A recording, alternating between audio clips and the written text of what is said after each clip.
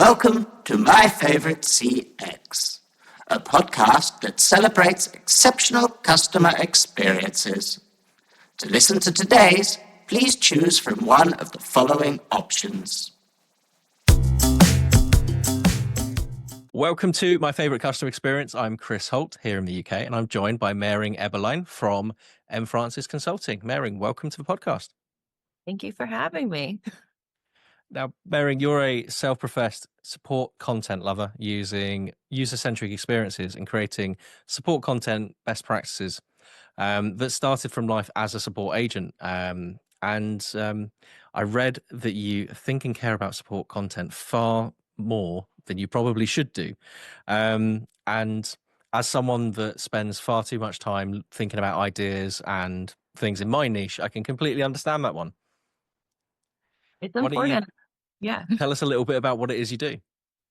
Yeah. So I right now I'm kind of in the process of, I was looking for consistency, wanted something full time, and that's just not the market right now. Thank you, AI, for the first. We'll just go ahead and get that out of the way. And I am kind of like in the process of going back into client work. But in the last year, my primary focus, I wrote and published a course in partnership with the UX Content Collective about support content. They were, I've always been interested in it as a support agent and later managing a support team. But they were getting UX writers, right? Because like help center content, who does that? No one really knows. It just kind of depends on where you are. And so they were getting a lot of people. They have a fabulous certification in UX writing. And I'm a little biased now, but I did that certification when I was in the process of transitioning into content full time, not knowing I would work with them later.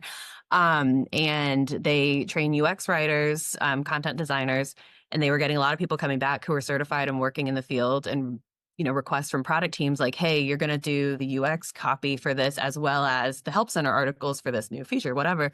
And they had students who were like, well, I don't know how that's different. Like, I don't know how to do that.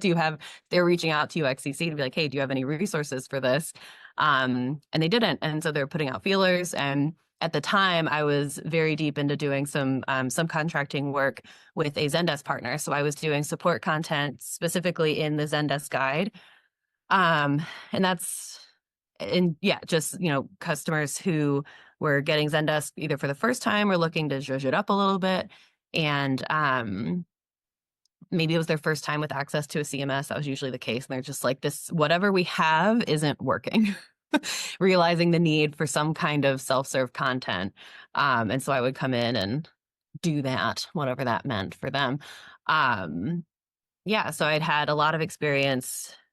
It's like I like to kind of track how I got here is like how I kind of developed what I do and how I got into writing the course too, because, I started working with content. I was working on, I think even before I was managing the team, it was just like, so I worked in the employment-based immigration space. And there's a lot of parts of that process where like as support agents, there was in the US, at least for US inbound, I don't know if this is universal, but UPL, the unauthorized practice of law. So we had to be very careful about what we could say to users, because most of the time, half of our chats and calls were like, hey, what's the status? What's going on with my case? What's going on? Because it's a very high stress thing for our users. Yep. And we wanted to give information, but we had to be careful about what we could and couldn't say. And there's this very like line of, general legal information versus legal advice, whatever that was. And especially for parts of the green card process, if it's employment-based, there's a lot of parts of that process that users, like the foreign national employees, they are not involved. They can't be involved legally. They can't really know anything that's going on. But like, it was helpful to give them general information. And we'd be sending these, like, we had email macros and stuff that we would send, but they'd be these long emails. I'm like, this isn't like, how do we not have a resource that we can just point them to and say, hey, here's what's going on. Here's what we kind of can and can't tell you, but you can get more information from here. Because if we didn't tell them, or if the attorneys didn't tell them that, like there's so many forums with bad information out there. Right? Like you'd rather it come from us. And that's only getting worse, isn't it? You thanked AI at the start, but AI is dredging all kinds of information from the internet, and that doesn't necessarily mean it's good information. Yeah, this was like 6 or 7 years ago at least. So yeah, at the time it was forums, at least it was coming from real people, whether they were giving good advice or no advice. But like, hopefully they're talking about real experiences at least, where with AI, it's like you Google it, and whether you want to use AI or not, there's an AI summary that pops up on Google now that's who knows how accurate that is.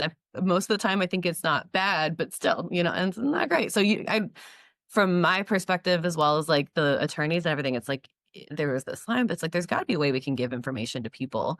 And usually they were so grateful. And then from a support agent perspective, I wasn't stuck in a chat for an hour, like answering every little question that they had, because most of the time it was just questions, right, that kind of come from insecurity. Sometimes, it's like they just want confirmation that they did the thing right, or that like what's happening is normal. That was a lot of what we were dealing with. I mean, immigration is a very personal, emotional thing.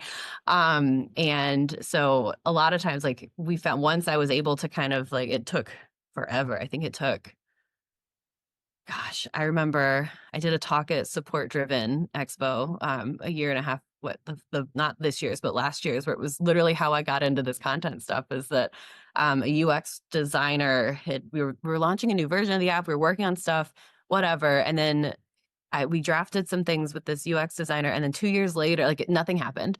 And then I had this Word doc of all these really amazing resources, organized, whatever. And then 2 years later, the COO was like, "We need self-serve, right? Like we need self-serve. Is it like who can do that? What is that? We need to start doing this." And I'm over here like, I've had this drafted for 2 years, so can we? And then so that was the thing that got it actually published and over that line. And I know, especially from a support perspective, there's a lot of people who go through things like that, where it's like, how do you get approval? You need to get buy-in from leadership, all these things. Not relevant, really. But anyway, once we got the green light from our COO to like actually do the thing, I'm like, well, I want to do it right. And so I was Googling around trying to figure things out, and it's just kind of further confirmation that there's really not a specific like best way of doing things. Like KCS is really popular in support spaces, which I think is amazing for internal knowledge management. And I think it also provides an incredible framework for maintaining, updating, that kind of stuff. But not all of it works for me. Like I don't necessarily agree with some of their structure stuff when it comes to like general end user facing content.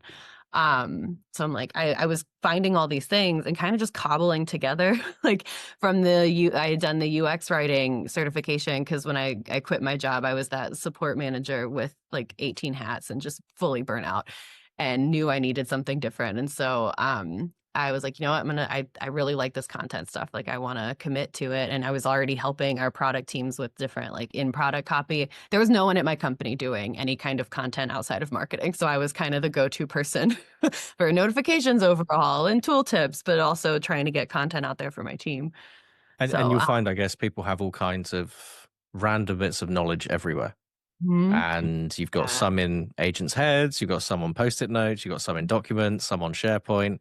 And from what you're talking about, it's not just serving it for the internal need, it's making sure it's surfaced in a way that's accessible and useful to customers as well. So I think that's kind of my primary focus. When I was managing our team, I actually, when it comes to internal knowledge, how many of us as support people have come across like the way that we got ours under control?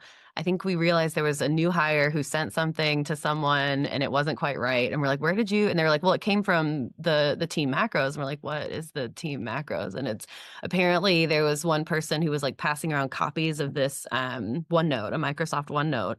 And it was kind of like there were different iterations of it. And some people had different versions because they weren't like sharing the one thing. They were just sharing a copy.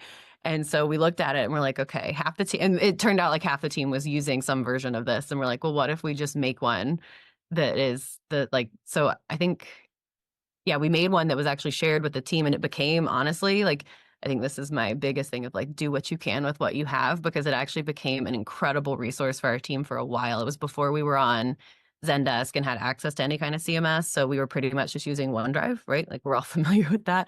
But with OneDrive, like you have to click into different documents. Word docs get so long and just like it's hard to navigate.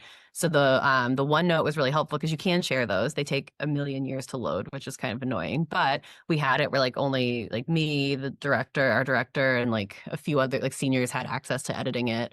And we used the tabs. It was kind of just like a rudimentary CMS for us, where we had, because you can do the tabs and sections. And so we kind of had that for like, chat blurbs, like things that we make it, I guess, as usable as possible in the resource you've got. And I think what's interesting there as well is you then want to make it available to customers. I'm seeing it with customers at the moment where they're like, customers say things different to how we call them. So when they're trialing like Copilot, that kind of thing, over the top of this knowledge, they're like, it's not triggering what we expect. And it's like, you've got to almost hone your verbiage to the verbiage of, of your customer, not your business. Yeah, that's always a challenge. So to clarify, the OneNote I was talking about was just an internal source for the team. Yep. And I have not been on a team since Copilot's been a thing. I've been on my own now since early of 2022. So wait, 21? Oh my God, I don't know. I think it was 2022 that I kind of started this journey. So I haven't actually had to work with a ton of those tools and like the AI agents, right? Like the agentic AI that helps you find and answer tickets, that kind of stuff. Like, honestly, I feel a little bit lucky that I wasn't an agent that I wasn't a manager of a team with all of this happening. I think in a lot of ways, I somehow got out of everything at a good time, which I hate saying because I know so many people are dealing with it. But I will say, in my experience, so the OneNote I can say like is a good example of like when we got it organized into tabs, right? Like that is a good way of browsing. I'm someone where like I don't love to use the search function. Like there is a search function. Eventually we transitioned once we migrated to Zendesk in 2019. And I kind of led that. And then after we got, all the functions going, we then like invested our time into the guide, and we were using that internally because we had some kind of strict things about publishing content to end users. So we just used the guide for internal purposes only. And we were, again, like we mimicked a lot of what we were doing in that OneNote because there's a lot to be said for structured content. And this is where like when it comes to, so my primary focus now has been content for end users. However, I'm always interested in what agents are using because ultimately, like you said, we want to use the language of our users. We also want to know what information they've been given. So whenever I've worked on new projects with clients, because see, the last big one that I did, they had a ton of internal stuff, not a lot of end users. So I was mostly brought in for the end user, but what I was able to kind of over time show like, okay, let's get the content optimized for end users, and then your agents can use that and you can link to that. The amount of times like like my favorite thing, what talks to people, one-touch tickets, right? Like how often can we have a one-touch ticket? Because a lot of times you'll get an email, a chat, whatever, with like a quick question. And I know that like, okay, they're asking, oh, this is like one of the early stages of the questionnaire process, or they're just logging into their account and they have a case open. As an agent, I can look and I see that. I know that if not right now, eventually they're going to have questions about filling out the questionnaire, about doing this thing. There's always questions about documents and things like that. So I answer their question about login or the first parts of the questionnaire. But before I even do that, I say, like, hey, so-and-so, thanks for contacting us. Here's the answer to your question. If you have any further questions, here's a link to further information about this. And maybe it's a resource that's all about like, getting started with our company, whatever that is.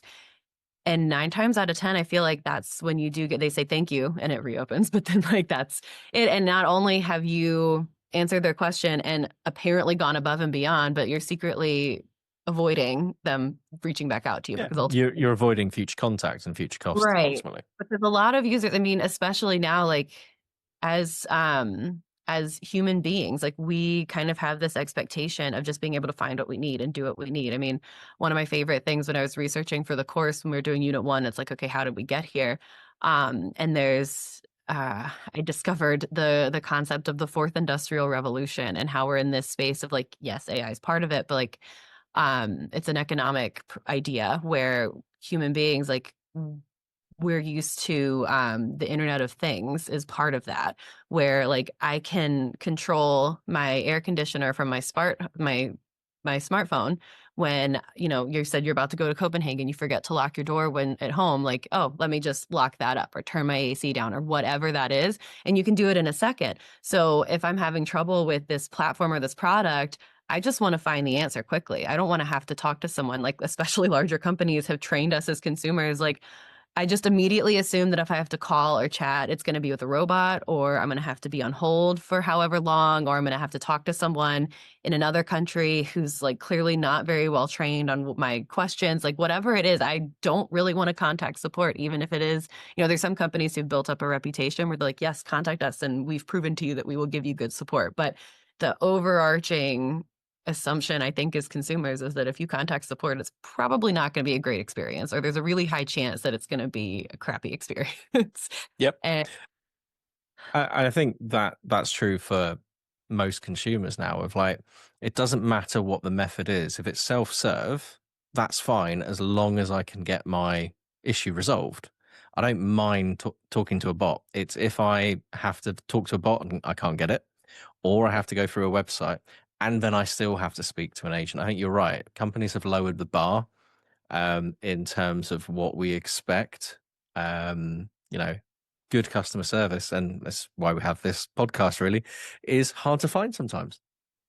yeah, and that's where, like, when you can do it well, you've got promoters forever, right? Like, people are always pleasantly surprised at the very bare minimum. It's sometimes it's really rewarding when you do something that for you is very easy and simple. But to that person, they thought they'd be spending hours that day dealing with this, and you were able to just resolve it right there. Like, that means so much to them. And so for organizations that are recognizing the value of those experiences, it's great. Another model I love talking about is the HubSpot. I think it's HubSpot. Shoot. I think it's HubSpot. It might be a different company. GitHub. I always get GitHub and HubSpot turned around. I think it's HubSpot. Either way, there's the concept of the sales flywheel instead of the sales funnel, because, right, like the sales process, they're always like, well, acquisition, blah, blah, blah, all these things, marketing, and then it just ends once they're acquired. And it's like, no. No, it never stops. So much more that has to happen. And I think all of us kind of like, it seems like no one talks about it, but I feel like we all know that recurring revenue is always easier one, and frankly makes up more of the business, I think, than new revenue most of the time. It obviously depends on the industry and all those things. And it's 6 times more significant or more effort to acquire. Yeah. So as well. So the concept of the sales flywheel is that we're constantly reinvesting. We're investing in our existing customers, and those become your promoters. I know, like, just when I have a good experience, that I'm going to stick with them. And if people ask me for something related to it, I'm going to recommend it. Also, like, if I'm between two competitors, and maybe this is just me and my background, but like, and this is something that there's been research, like very unofficial research on this too, that if I'm between two products, I'll take a look and poke around a help center and see, like, okay, are they willing to invest in the support process? Are they investing in their existing customers? Can I easily figure this out on my own or not? And so if there's one, like, they do similar things, but one has like a really solid help center that I can see as a prospect without having to buy in, and the other, like, there's nothing, or it's really bad, I'm not gonna look at that. Salesforce is a really good example. So this is where, for those like trying to make an argument for investing in support content on their team, there's a YouTube video that I linked in the course, and they're it's a team at Salesforce. I think it's their team that worked on their help center stuff or something related to that. But they have like the Salesforce Trailhead where you can learn Salesforce on your own, which is great. But they also have a really robust support center with technical documentation. I mean, Salesforce is a very technical product. And they did a survey when they were poking around. One of the people in the video, she had said, like, I just went around, and there's a great graph that she showed where it was like, to salespeople, at what point in the process do you send prospects to the help center?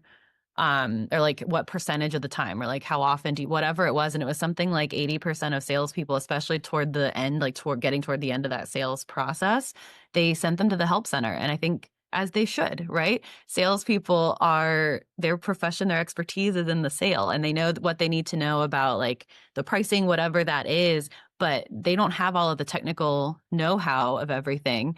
And I don't think that they should. That's not the primary purpose of their job, is to know all the technical ins and outs. And yet most of us coming from support, a lot of us, we get those questions from new users and new clients where they're like, oh, well, the salesperson said this one thing. Why isn't it doing that? Why isn't it here?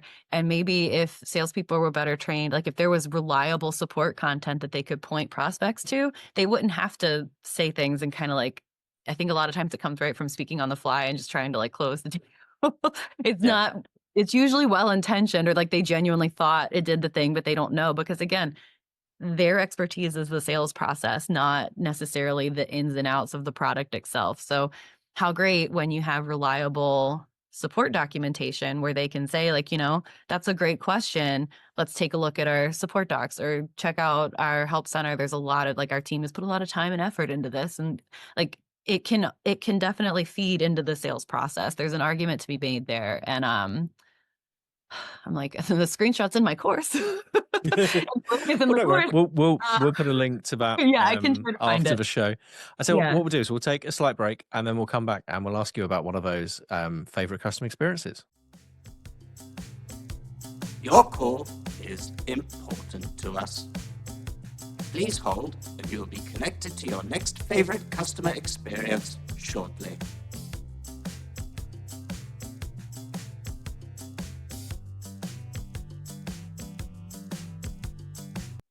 Welcome back to my favorite customer experience. Before the break, we were talking about how sometimes the best experiences are the ones that you expect are going to be high effort, and actually they're pleasantly surprising. Maring, I think you've got one of those with your student loan. Yeah.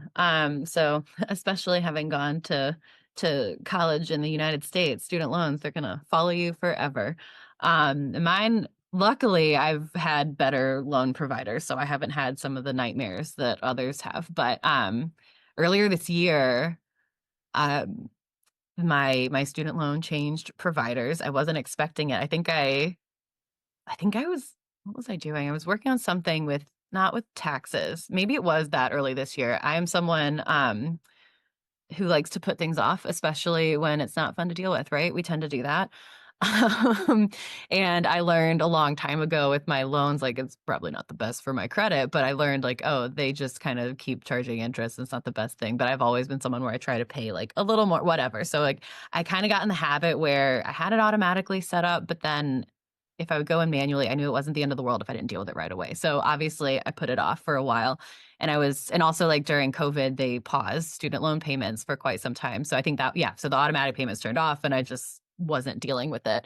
And I think I was putting together tax documents and I logged into my account for the first time in who knows how long. And it was weird. It looked like it had been paid for. It turned out they had, I got an email like a week later that's like, oh no, you've just changed providers. Or we've like moved this to another provider. So I knew I needed to deal with it because the suspension on making payments was not in effect anymore. But I continued to put it off. And then I think I was putting off it was several months. I just like wasn't dealing with it, which not the best thing to do. And I get a phone call from it and I think it had, sometimes it tells you caller ID. For whatever reason, I picked up the call and I was like, I got to deal with this. And they're like, hey, we've been emailing you, you got to make a payment on your loans. Like you're going to go into default soon.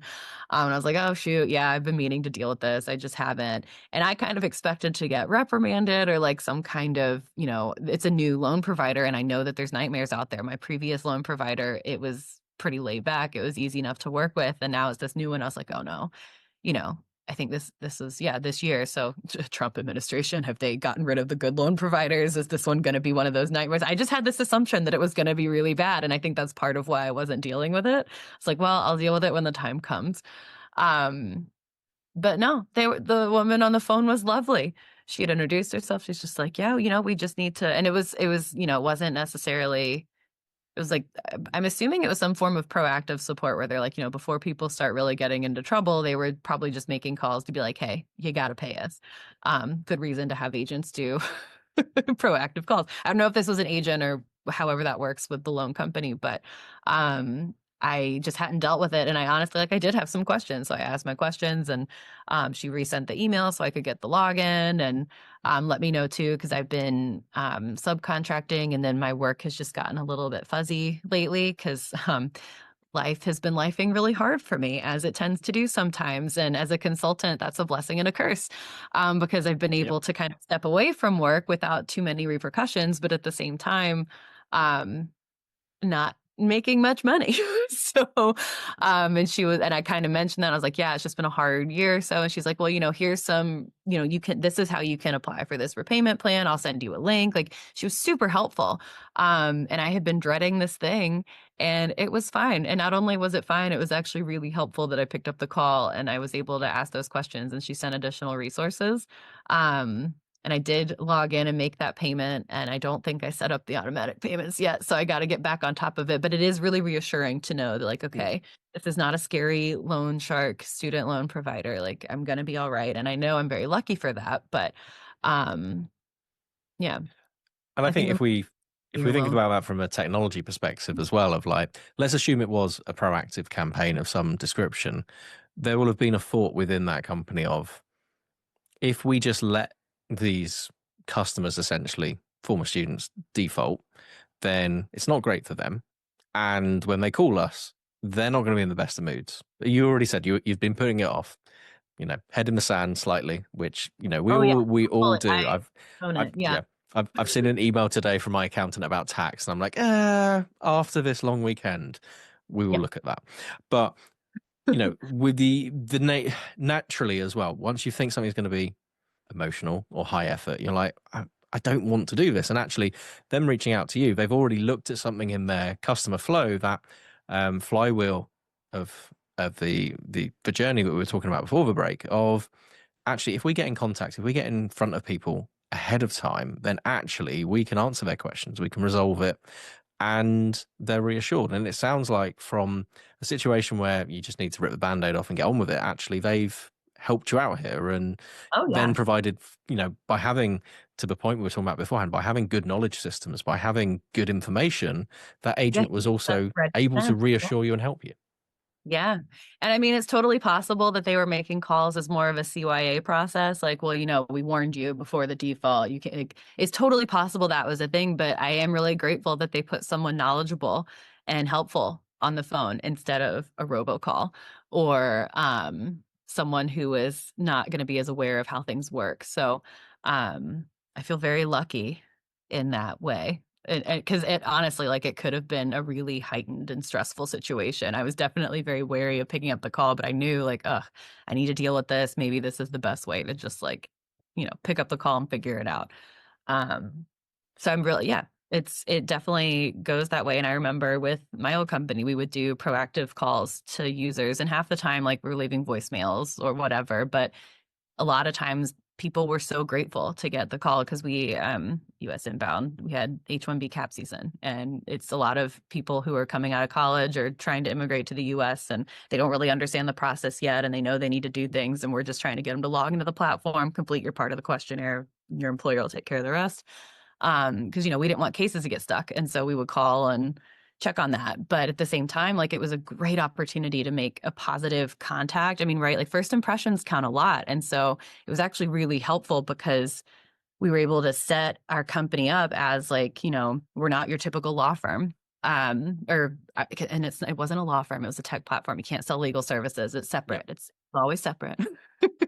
But, like, they always, I think a lot of people, attorneys are another industry, just like loan providers, where it's like, oh, they're going to be very direct and not the moment you see it, you're like, oh, what, my car was hit last year at some point, and I had a call flash up from a solicitor, and I'm like, and as far as I was concerned, it was months in the past. And the moment you see it, you look straight away, you're like, oh no, what have I done? What have I done? And actually, it wasn't. It was something about, they just wanted to clarify something because the insurer was disputing something with the other insurer and all that kind of stuff. But it's the moment you're in a situation which is highly emotional, having that level of reassurance, both when you were working with the immigration service and also with the student loan being the customer side, it's a really good reason to still do outbound. I mean, outbound, especially with robocalls and things, gets a really bad rap. But actually, when it's done properly, at the right part of the cycle, then it makes a lot of sense.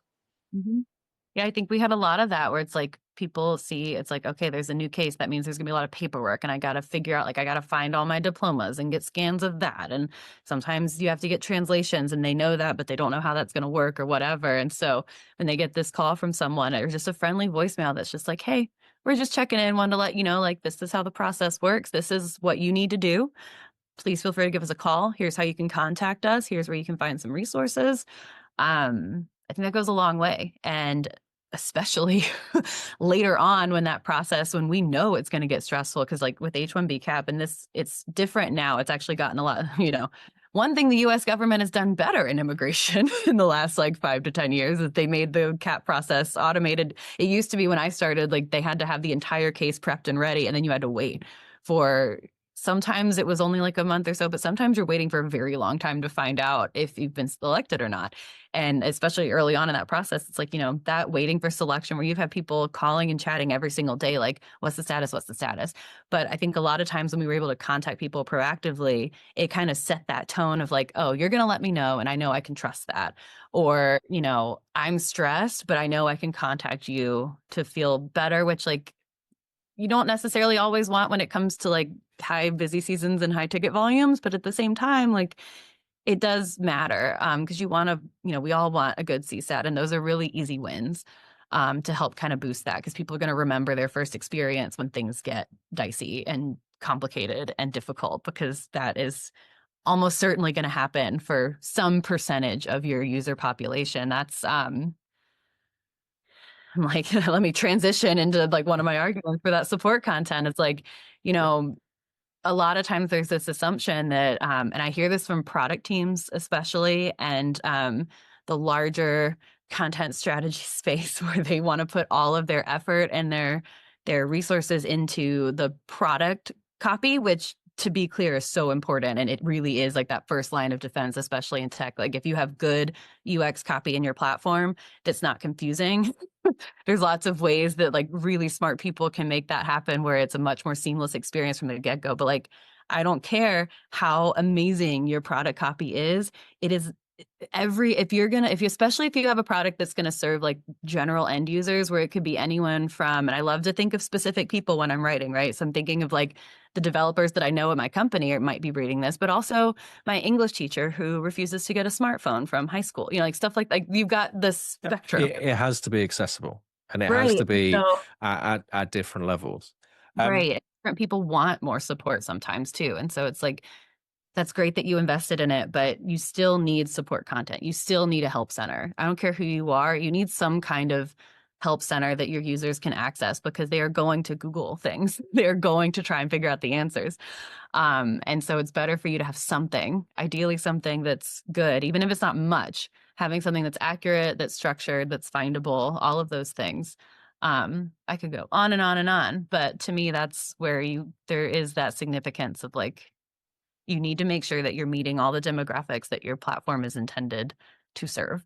Because not everyone thinks like you and your product team, and that's a good thing. But, we have to meet people where they are and kind of prepare for that, the progressive disclosure of information, where it's not overwhelming the people who know a lot, but also it's really easy to find more if people wanted more. And Maring, speaking of that, where can people find you if they want to learn more? So I'm on LinkedIn, right? Like everyone, I haven't been posting as much as I would like to, but I'm hoping to work on that. And I have a project in the works that I've started for myself, because I'm kind of launching back right into the consulting stuff. But I really like sharing information and talking about it. And I love hearing from people too about how it may or may not work for you. But I just started in partnership with Knowledge Owl, the helpcenterhelper.com, or just helpcenterhelper.com. It's just a landing page right now, but I'm working on putting some templates and guidelines for different article types, things like that. The idea is to make a help center for people who are writing help centers, regardless of what you need. And it's going to take time to develop, but it's a goal. But most significantly, the course that I wrote with UX Content Collective, it's uxcontent.com is their website, but we'll do a link right directly to the course. We'll have a QR code up right now. Yeah, so the course is called Fundamentals of Support Content, and it goes through, so there's 6 units, and it goes through kind of the background and like how support content might currently exist in your organization and how you can kind of work with that. The second unit is a lot about content strategy, working with stakeholders. There's a whole lesson I insisted on having about working with a support team, knowing that like if non-support people take this course, like this is how you work with a support team and why that's really important. And then we get into structure, which gets a lot into like simple ways to optimize for AI and different ways of thinking about it. I'm a huge fan and nerd about style guidelines. So there's a lot in there about that. I've got a style guideline template in there too that people can use where it's a nice starting point. And then we get into article types, we get into maintenance as well as deployment. I remember doing a whole lesson to learn the difference between a CCMS and a headless CMS and a CMS and a headless CCMS and all of that stuff. So I found a great visual for that. And we kind of break that down of like what you might need to look for in software and like how to kind of prepare for maybe like you don't have access now, but you might in the future. The idea is to have a really holistic view of the fundamentals of your support content practices. And the last unit is maintenance and figuring out audits and things like that. And I get a little bit into KCS. And there's a certification process that's a part of that. There's unit practices at the end of every unit. So you'll do an exercise that's related to the unit and you'll get feedback on that.